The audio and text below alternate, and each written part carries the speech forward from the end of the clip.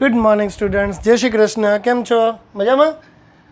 હું હેમલ સર ફરી પાછો બાયોલોજીના એક નવા લેક્ચરની અંદર આપ સર્વે ડૉક્ટર્સનું સ્વાગત કરું છું।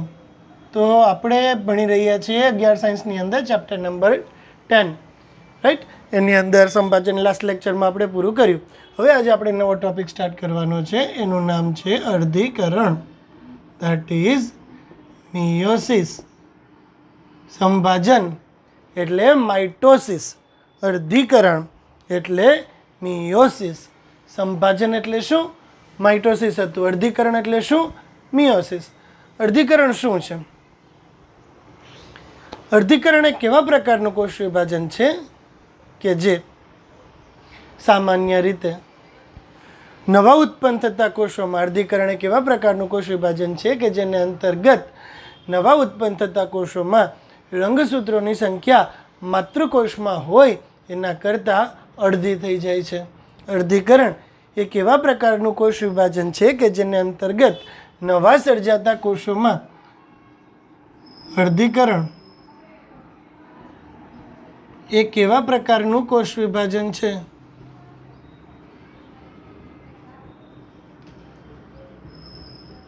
કે જેને અંતર્ગત નવા સર્જાતા કોષોમાં રંગસૂત્રની સંખ્યા અડધી થઈ જાય છે।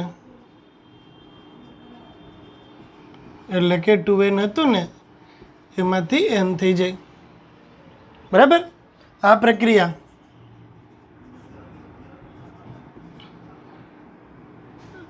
પ્રજનન સામાન્ય રીતે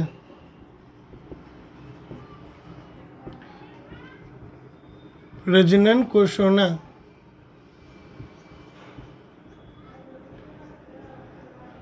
નિર્માણમાં થાય છે।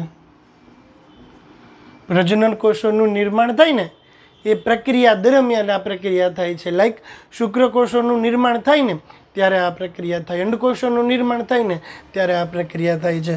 આ પ્રક્રિયા સામાન્ય રીતે પ્રજનન કોષોના નિર્માણ દરમિયાન થાય છે। ઓકે, હવે જોજો, સંભાજન અને અર્ધીકરણમાં ભેદ શું? કેવી રીતે એકમાં રંગસૂત્રો અડધા થઈ ગયા અને કેવી રીતે એકની અંદર રંગસૂત્ર એટલા ને એટલા રહ્યા?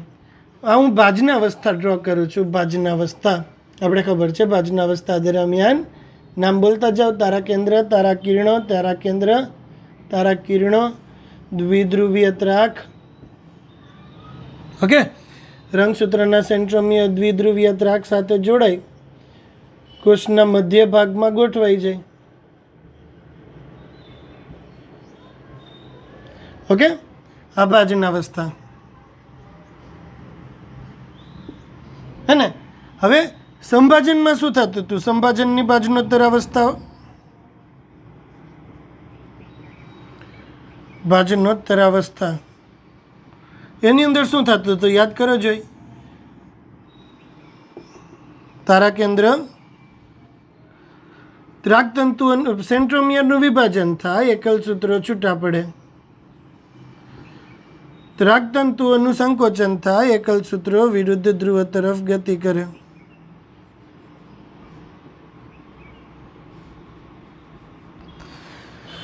સેન્ટ્રોમિયરનું વિભાજન થાય, એકલ સૂત્રો છૂટા પડતા હતા, ત્રાકતંતુઓનું સંકોચન થતું હતું, એકલ સૂત્રો વિરુદ્ધ ધ્રુવ તરફ ગતિ કરતા હતા। યાદ આવે? હવે પછી આંતરાવસ્થાના એસ તબક્કા દરમિયાન આ જે અડધું રંગસૂત્ર હતું, અડધું રંગસૂત્ર ઉપર ગયું ને અડધું રંગસૂત્ર નીચે ગયું, રાઈટ? આંતરાવસ્થાના એસ તબક્કા દરમિયાન જ્યારે ડીએનએનું સંયોજન થશે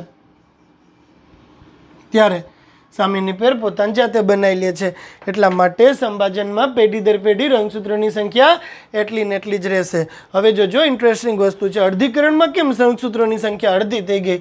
અર્ધીકરણની ભાજનોત્તર અવસ્થા 1માં આપણે જોશું, ભાજનોત્તર અવસ્થા 1, અર્ધીકરણ, એમાં શું આવશે? અર્ધીકરણની ભાજનોત્તર અવસ્થા 1 દરમિયાન રંગસૂત્ર હશે ને, હે, એના સેન્ટ્રોમિયરનું વિભાજન નહીં થાય તો શું થશે? આ જે જોડીમાં આવી છે 23 જોડ રંગસૂત્ર હશે ને, એમાંથી આખે આખું રંગસૂત્ર જોડીની અંદર જે રંગસૂત્ર હતા તેમાંથી આખું રંગસૂત્ર ધ્રુવ તરફ ગતિ કરે એટલે આમાં રંગસૂત્રોની સંખ્યા જળવાઈ રહે, આમાં રંગસૂત્રોની સંખ્યા અડધી થઈ જાય. બેઠો કન્સેપ્ટ કે આમાં અડધું રંગસૂત્ર ઉપર ગયું તો અડધું રંગસૂત્ર નીચે આવ્યું, મતલબ અડધું રંગસૂત્ર એક કોષમાં ગયું, અડધું રંગસૂત્ર બીજા કોષમાં ગયું, અને પછી પાછળથી આંતરાવસ્થાના એસ તબક્કા દરમિયાન રંગસૂત્ર પાછા બની ગયા. રાઈટ, આમાં તો અડધું જ રંગસૂત્ર, આમાં તો રંગસૂત્ર આખું ગયું. 4 રંગસૂત્ર હતા, મતલબ આપણે 23 રંગસૂત્ર ગોઠવા હતા, 23 જોડ રંગસૂત્ર છે તો 23 નંગ રંગસૂત્ર એક કોષમાં જાય, 23 નંગ રંગસૂત્ર બીજા કોષમાં જાય. તો આ અર્ધીકરણ એક એવા પ્રકારનું કોષ વિભાજન છે કે જેને અંતર્ગત સર્જાતા નવા કોષોમાં રંગસૂત્રની સંખ્યા માતૃકોષમાં હોય એને કરતાં અડધી થઈ જાય. માતૃકોષમાં કેટલા રંગસૂત્ર હતા? 4. તો બાળકોષમાં કેટલા થઈ ગયા? 2. તો આ પ્રકારના કોષ વિભાજનને અર્ધીકરણ કહેવામાં આવે છે. ઘણા છોકરાઓને આ જ કન્સેપ્ટ ક્લિયર નથી થતો કે એક્ઝેક્ટલી અર્ધીકરણ એટલે શું. વ્યાખ્યા તો આવડી જાય કે રંગસૂત્રની સંખ્યા માતૃકોષ કરતાં બાળકોષમાં અડધી થઈ જાય, ફાઇન, પણ રંગસૂત્રની સંખ્યા માતૃકોષ કરતાં બાળકોષની અંદર અડધી થઈ જાય એ તો વસ્તુ આપણે સમજાઈ જાય, પણ લોચો શું થાય કે કેવી રીતે અડધી થઈ, તો કે અડધું રંગસૂત્ર ઉપર જાય ને અડધું રંગસૂત્ર નીચે આવે, મતલબ કે અડધું રંગસૂત્ર એક કોષમાં જાય ને અડધું રંગસૂત્ર બીજા કોષમાં જાય અને વળી પાછું એ બેવડાઈ જાય ત્યારે 46 રંગસૂત્ર પાછા થઈ જાય. આમાં 46માંથી 23 એક કોષમાં જાય ને 23 બીજા કોષમાં જાય. આ પ્રકારે અર્ધીકરણ એક એવા પ્રકારનું કોષ વિભાજન છે કે જે દરમિયાન સર્જાતા રંગસૂત્રોની અંદર સર્જાતા કોષોની અંદર રંગસૂત્રોની સંખ્યા માતૃકોષમાં હોય એના કરતાં અડધી થઈ જાય છે. રાઈટ, આમ પ્રજનન કોષો એકકીય અથવા તો n પ્રકારના હોય છે. ઓકે, પ્રજનન કોષોના નિર્માણ દરમિયાન અર્ધીકરણ પ્રકારનું કોષ વિભાજન થાય એટલે પ્રજનન કોષો છે એ એકકીય અથવા તો n પ્રકારના બની જાય છે. ચાલો ડન. હવે શું કહે છે? અર્ધીકરણનો કન્સેપ્ટ રેડી ને બધાને? હવે આગળ જઈએ પાછા આપણે થોડાક કે અર્ધીકરણના ફાયદાની આપણે વાત કરીએ ને તો અર્ધીકરણનો મુખ્ય ફાયદો શું છે? અર્ધીકરણનો મુખ્ય ફાયદો એ છે કે અર્ધીકરણ દ્વારા પેઢી દર પેઢી રંગસૂત્રોની સંખ્યા જળવાઈ રહે છે. આમ એકકીય પ્રકારના જન્યુઓ વચ્ચે ફલન થાય, આમ એકકીય પ્રકારના જન્યુઓ વચ્ચે ફલન થાય ત્યારે ફરી પાછી દ્વિકીય પરિસ્થિતિનું નિર્માણ થાય. લાઈક n પ્રકારનો શુક્રકોષ, n પ્રકારનો અંડકોષ, એ બેયની વચ્ચેથી ફલન તો યુગ્મનજ એની અંદર 2n પ્રકારની સ્થિતિ ફરી પાછી એક વખત કન્સિડર થઈ જાય. બરાબર છે. વળી યુગ્મનજ બેબી બોય હશે તો શુક્રકોષ ઉત્પન્ન કરશે, બેબી ગર્લ હશે તો અંડકોષ ઉત્પન્ન કરશે. રાઈટ, અને યુગ્મનજની અંદર શું થશે તો કે યુગ્મનજ નવા સજીવનું નિર્માણ કરશે. તો આમ છે ને એક સ્ટેટમેન્ટ આવે કે અર્ધીકરણ રંગસૂત્રો અડધા બનાવે અને ફલન દ્વારા ફરી પાછા રંગસૂત્રો દ્વિકીય અવસ્થામાં આવે.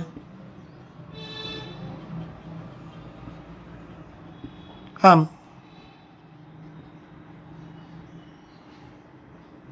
અર્ધીકરણ દ્વારા રંગસૂત્રો એકકીય બને, અર્ધીકરણ રંગસૂત્ર એકકીય બનાવે અને ફલન રંગસૂત્રને દ્વિકીય બનાવે. આમ અર્ધીકરણ અને ફલન દ્વારા પેઢી દર પેઢી રંગસૂત્રોની સંખ્યા જળવાઈ રહે છે. અર્ધીકરણ અને ફલનથી શું થશે? અર્ધીકરણ અને ફલન દ્વારા પેઢી દર પેઢી રંગસૂત્રોની સંખ્યા જળવાઈ રહે. રાઈટ, જો અર્ધીકરણ ના થાય તો શું થાય? વિચાર કરો, 2n પ્રકારનો મેલ, 2n પ્રકારની ફિમેલ, બાળક આવ્યું 4n, આ મેલનો સિમ્બોલ કહેવાય, આ ફિમેલનો સિમ્બોલ કહેવાય, બરાબર. ફોરેન પ્રકારનો મેલ, ફોરેન પ્રકારની ફિમેલ, એનું બાળક આવે 8n. 8n પ્રકારનો મેલ, 8n પ્રકારની ફિમેલ, બાળક આવે 64n. એટલે પેઢી દર પેઢી રંગસૂત્રોની સંખ્યા કેવી થતી જાય છે? 16n, 64n ની. તો આ પ્રકાર જો અર્ધીકરણ ના થાય ને તો શું થાય? જો અર્ધીકરણની પ્રક્રિયા ના થાય ને તો પેઢી દર પેઢી રંગસૂત્રોની સંખ્યા વૈધે જ રાખે. આપણે તો ખબર નહીં હોય, કોણ જાણે આપણે કેટલામી પેઢી હોઈએ અને આપણી અંદર કેટલા રંગસૂત્રો હોય એ પણ આપણે નક્કી ના કરી શકીએ. તો આમ અર્ધીકરણ અને ફલન દ્વારા પેઢી દર પેઢી રંગસૂત્રોની સંખ્યા મેન્ટેન થાય છે. નીટમાં પૂછાયેલો પ્રશ્ન. અર્ધીકરણ અને ફલન પેઢી દર પેઢી રંગસૂત્રોની સંખ્યા એક સરખી જાળવી રાખવામાં મહત્વનો ભાગ ભજવે છે. આપણે 3 વસ્તુ જોઈ. વસ્તુ નંબર 1, અર્ધીકરણ એટલે શું? અર્ધીકરણ એટલે કેવા પ્રકારનું કોષ વિભાજન કે જેને અંતર્ગત સર્જાતા નવા કોષોની અંદર રંગસૂત્રોની સંખ્યા માતૃકોષમાં હોય એના કરતાં અડધી થઈ જાય છે, એટલે કે 2n માંથી n થઈ જાય છે, એટલે કે 46 માંથી 23 થઈ જાય છે, બરાબર.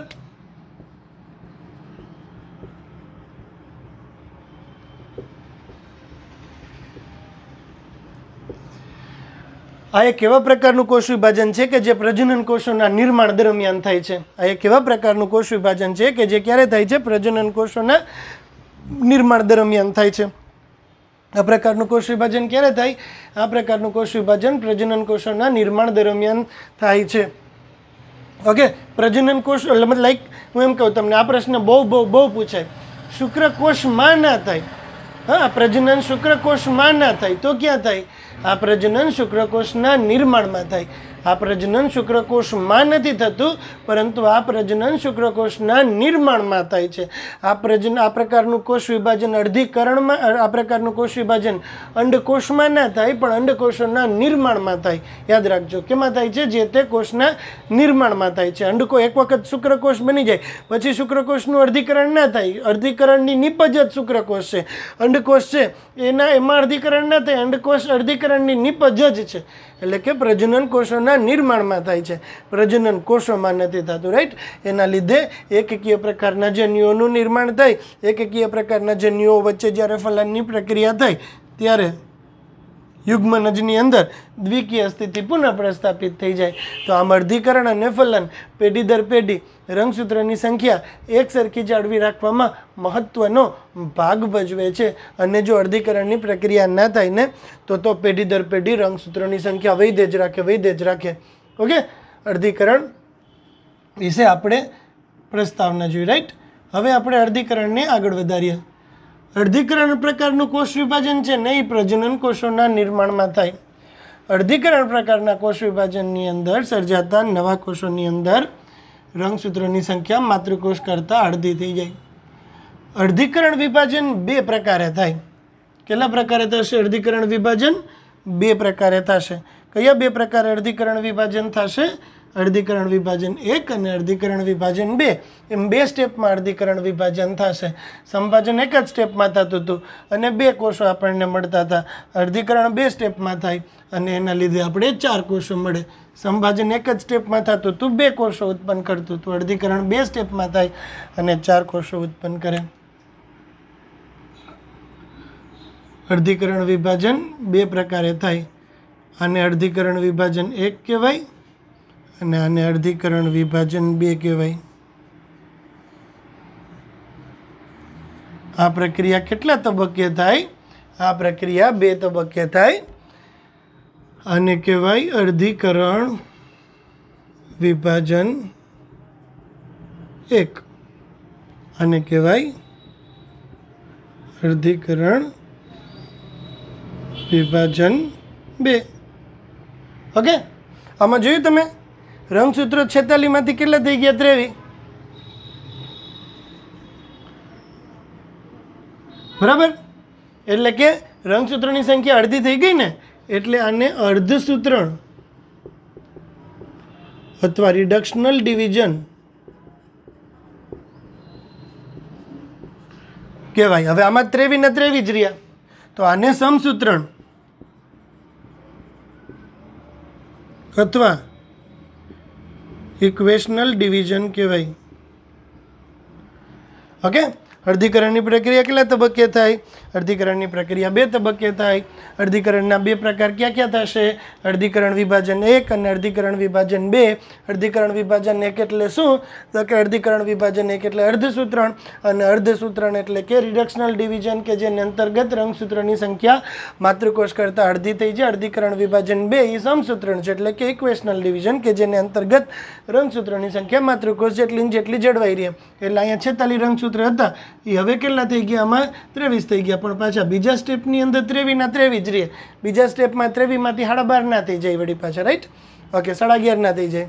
હવે અર્ધીકરણ વિભાજન 1 ના 4 તબક્કા કયા કયા થશે? અર્ધીકરણ વિભાજન 1 એના 4 તબક્કા થશે. પૂર્વાવસ્થા 1,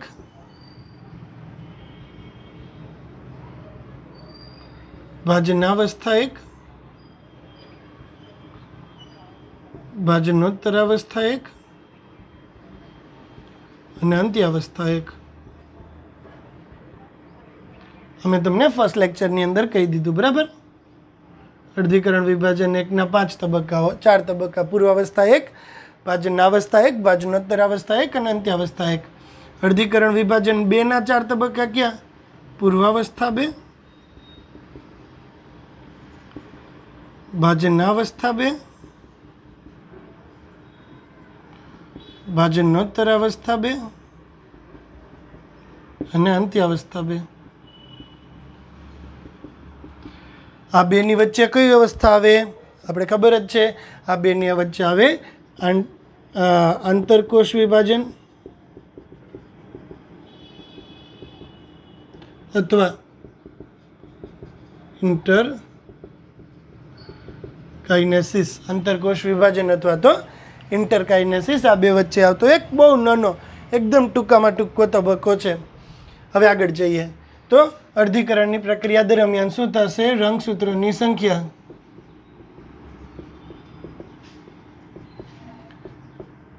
અડધી બને. પૂર્વાવસ્થા 1, ભાજનાવસ્થા 1, ભાજનોત્તરાવસ્થા 1 અને અંત્યાવસ્થા 1. અર્ધીકરણ વિભાજનની પ્રક્રિયા 2 તબક્કે થાય. અર્ધીકરણ વિભાજન 1 અને અર્ધીકરણ વિભાજન 2. અર્ધીકરણ વિભાજન 1 માં રંગસૂત્રોની સંખ્યા માતૃકોષ કરતાં અડધી થઈ જાય.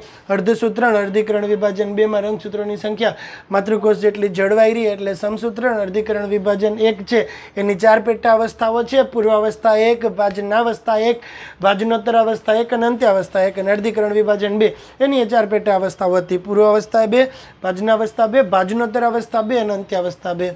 ઓકે, હવે આ બધાની અંદરથી સૌથી આપણે ભણવાનું છે શું? ભાજનાવસ્થા, ભાજનોત્તરાવસ્થા, અંત્યાવસ્થા. ને આખે આખું આ તો બેઠે બેઠું સંભાજન જ છે. આમાં તો કંઈ નવું છે જ નહીં. તો નવું કેની અંદર આવશે? આ બધામાંથી નવું આવશે ખાલી પૂર્વાવસ્થા 1. આ પૂર્વાવસ્થા 1 છે ને, એ જ નવી છે, બરાબર? આ બધાય કરતા બાકી, અને કામે એનું જ છે, મેઇન કામ પૂર્વાવસ્થા 1નું જ છે. પૂર્વાવસ્થા 1 આ બધા કરતાં સૌથી વધુ લાંબી અને જટિલ અવસ્થા છે, અને એને ફરી પાછું 5 અવસ્થામાં વિભાજિત કરવામાં આવે છે: લેપ્ટોટીન, ઝાયગોટીન, પેકિટીન, ડિપ્લોટીન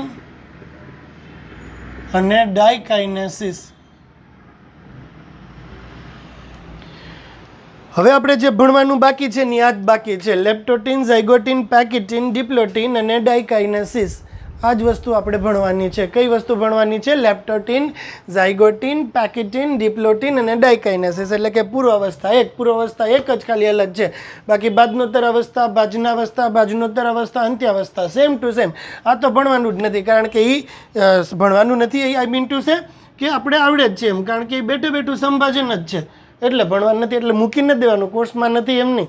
પણ આ તો બેઠું બેઠું સંભાજન જ છે, એટલે આમાં તો કાંઈ વેરિએશન આવશે જ નહીં, રાઈટ? પૂર્વાવસ્થા 1 આ બધી જ અવસ્થાઓમાંથી સૌથી લાંબી અને જટિલ અવસ્થા હોય ને તો એ છે પૂર્વાવસ્થા 1. આ બધાયમાંથી સૌથી લાંબી અને જટિલ અવસ્થા કઈ છે? તો કે આ બધી અવસ્થાઓમાંથી સૌથી લાંબી અને જટિલ અવસ્થા એક છે, એનું નામ છે પૂર્વાવસ્થા એક. એને ફરી પાછું 5 ઉપઅવસ્થાઓમાં વિભાજિત કરવામાં આવે છે: લેપ્ટોટીન, ઝાયગોટીન, પેકાઇટીન, ડિપ્લોટીન અને ડાયકાઇનેસિસ. લેપ્ટોટીન, ઝાયગોટીન, પેકાઇટીન, ડિપ્લોટીન અને ડાયકાઇનેસિસ. બરાબર, 5 વસ્તુ આપણે થઈ. તો કે રંગસૂત્રોની સંખ્યા. અર્ધીકરણ એ કેવા પ્રકારનું કોષ વિભાજન છે કે જેને અંતર્ગત નવા સર્જાતા કોષોમાં રંગસૂત્રોની સંખ્યા માતૃકોષમાં હોય એના કરતાં અડધી બને છે, એટલે કે 2n માંથી n થઈ જાય, 46 માંથી 23 થઈ જાય. ઓકે, આ પ્રકારનું કોષ વિભાજન પ્રજનન કોષોના નિર્માણ દરમિયાન થાય છે. રાઈટ, આ પ્રક્રિયા 2 તબક્કે થાય છે અને 4 કોષોનું નિર્માણ થાય છે, જે પૈકી પહેલો વિભાજન એટલે અર્ધીકરણ વિભાજન 1, એને અર્ધસૂત્રણ અથવા તો રિડક્શનલ ડિવિઝન કહેવાય. બીજું વિભાજન અર્ધીકરણ વિભાજન 2, એને સમસૂત્રણ અથવા તો ઇક્વેશનલ ડિવિઝન કહેવામાં આવે છે. અર્ધીકરણ વિભાજન 1 ની વળી પાછી 4 પેટા અવસ્થાઓ: પૂર્વાવસ્થા 1, ભાજનાવસ્થા 1, ભાજનોત્તરાવસ્થા 1 અને અંત્યાવસ્થા 1. અને અર્ધીકરણ વિભાજન 2 એની વળી પાછી 4 પેટા અવસ્થાઓ: પૂર્વાવસ્થા 2, ભાજનાવસ્થા 2, ભાજનોત્તરાવસ્થા 2 અને અંત્યાવસ્થા 2. ઇન શોર્ટ, બધાની અંદર એક એક ઉપર રાખવાનું અને 2 નીચે રાખવાનું. આ બધી અવસ્થાઓમાંથી સૌથી લાંબી અને જટિલ અવસ્થા કઈ છે? તો કે આ બધી જ અવસ્થાઓમાંથી સૌથી લાંબી અને જટિલ અવસ્થા છે પૂર્વાવસ્થા 1, કે જેને ફરી પાછું 5 અવસ્થાઓમાં વિભાજિત કરવામાં આવે છે. એમાંથી પહેલી અવસ્થા એટલે લેપ્ટોટીન, બીજી અવસ્થા એટલે ઝાયગોટીન, ત્રીજી અવસ્થા એટલે કે પેકાઇટીન, ચોથી અવસ્થા એટલે કે ડિપ્લોટીન અને 5મી અવસ્થા એટલે કે ડાયકાઇનેસિસ. આ 5 અવસ્થાઓ છે, એની અંદરથી નીટની અંદર મોસ્ટલી પ્રશ્ન પૂછાતો હોય છે. ઓકે, તો આ જોયું આપણે અર્ધીકરણ. રાઈટ, અર્ધીકરણના ઉપયોગો ક્યાં ક્યાં છે? આ અવસ્થા છે ને, કાલે આ અવસ્થા છે એ સમય માગી લે એવું છે, એટલે આ પ્રશ્ન આપણે નેક્સ્ટ લેક્ચરની અંદર કરશું. અત્યારે એ સિવાયનું જે બીજું છે ને, અર્ધીકરણ વિભાજન 2, અર્ધીકરણનું મહત્વ. અત્યારે આપણે અર્ધીકરણનું મહત્વ જોઈ લઈએ. બરાબર, અર્ધીકરણનું મહત્વ શું છે? અર્ધીકરણની પ્રક્રિયા દરમિયાન પહેલું તો આપણે શું કીધું? તો કે અર્ધીકરણની પ્રક્રિયા દરમિયાન રંગસૂત્રો અડધા બને. ફલનની પ્રક્રિયા દરમિયાન રંગસૂત્રો ફરી પાછા ડબલ બને. એટલે કે અર્ધીકરણ અને ફલન પેઢી દર પેઢી રંગસૂત્રોની સંખ્યા જાળવી રાખવામાં મહત્વનો ભાગ ભજવે છે. અર્ધીકરણનું મહત્વ શું? તો કે પેઢી દર પેઢી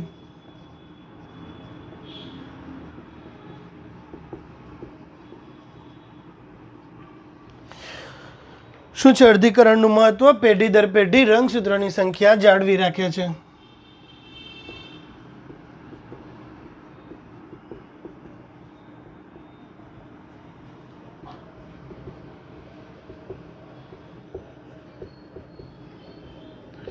અર્ધીકરણની પ્રક્રિયા દરમિયાન છે ને એક ઘટના થાય, જોજો. એ ઘટનાને કહેવાય વ્યતિકરણ. અર્ધીકરણની ઘટના દરમિયાન એક પ્રક્રિયા થાય. અર્ધીકરણ પ્રકારના કોષ વિભાજન દરમિયાન એક પ્રક્રિયા થાય કે જેને અંતર્ગત એક સરખી લંબાઈ ધરાવતા હોય ને એને સમજાત રંગસૂત્રો કહેવાય. લાઈક મેટાસેન્ટ્રિક, સબમેટાસેન્ટ્રિક, એક્રોસેન્ટ્રિક અને ટીલોસેન્ટ્રિક. અર્ધીકરણ પ્રકારના કોષ વિભાજન દરમિયાન રંગસૂત્રો છે ને, આ 2 રંગસૂત્ર હતા ને, એ શું કરશે ખબર હે? એ પોતાના ટુકડા ગુમાવી દેશે. અર્ધીકરણની પ્રક્રિયા દરમિયાન નવા ઉત્પન્ન થતા આ રંગસૂત્રો છે ને, એ જનીન દ્રવ્યની આપ-લે કરશે. શું કરશે? જનીન દ્રવ્યની આપ-લે.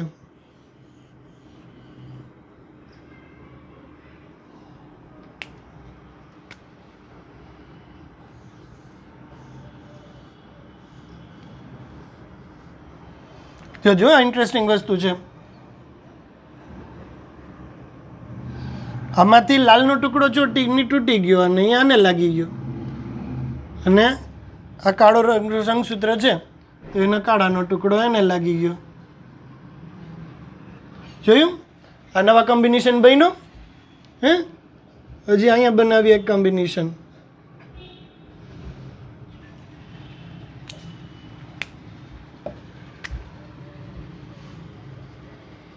આ ઘટના થઈ ને એને વ્યતિકરણ કહેવાય. શું કહેવાય આ ઘટનાને? વ્યતિકરણ. ઇંગ્લિશમાં ક્રોસિંગ ઓવર. અર્ધીકરણ થાય ને, અર્ધીકરણ થાય તો વ્યતિકરણ થાય. અર્ધીકરણ થાય તો શું થાય? વ્યતિકરણ થાય. વ્યતિકરણ થાય તો જનીનોની અદલા બદલી થાય. અર્ધીકરણ થાય તો શું થાય? વ્યતિકરણ. વ્યતિકરણ થાય તો શું થાય? જનીનોની અદલા બદલી થાય. જનીનોની અદલા બદલી થાય ને તો નવા જનીન સમૂહો રચાય. અર્ધીકરણ થાય તો વ્યતિકરણ થાય. વ્યતિકરણ થાય તો જનીનોની અદલા બદલી થાય. જનીનોની અદલા બદલી થાય તો નવા જનીન સમૂહો રચાય. આ નવા જનીન સમૂહો, આ નવા જનીન સમૂહો સંતતિમાં ભિન્નતા સર્જે. એટલે કે આપણે આપણા પેરેન્ટ્સ જેવા હોઈએ પણ આપણે આપણા પેરેન્ટ્સની કોપી નથી. અર્ધીકરણ થાય ને તો અર્ધીકરણ એટલે કે લિંગી પ્રજનન દ્વારા ઉત્પન્ન થતી સંતતિ હોય ને એ પોતાના પિતૃઓને કે એકબીજાને મળતી ના આવે. બરાબર? શું કામ મળતી ના આવે? કારણ કે જ્યારે પ્રજનન કોષોનું નિર્માણ થાય છે ત્યારે અર્ધીકરણ થાય. અર્ધીકરણની પ્રક્રિયા દરમિયાન વ્યતિકરણ થાય. વ્યતિકરણ થાય તો જનીનોની અદલા બદલી થાય. જનીનોની અદલા બદલી થાય તો નવા જનીન સમૂહો રચાય અને ઉત્પન્ન થયેલા આ નવા જનીન સમૂહો સંતતિમાં ભિન્નતા સર્જે છે. તો આમ અર્ધીકરણની પ્રક્રિયા દરમિયાન નવી જાતિ એટલે અભિન્નતા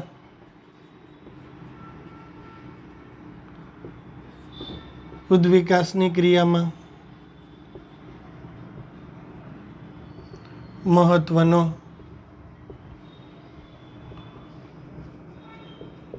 ભાગ ભજવે છે. અભિન્નતા થશે ને તો ઉદ્વિકાસની ક્રિયામાં મહત્વનો ભાગ ભજવાશે. એટલે કે ઉદ્વિકાસ ક્યારે શક્ય બને?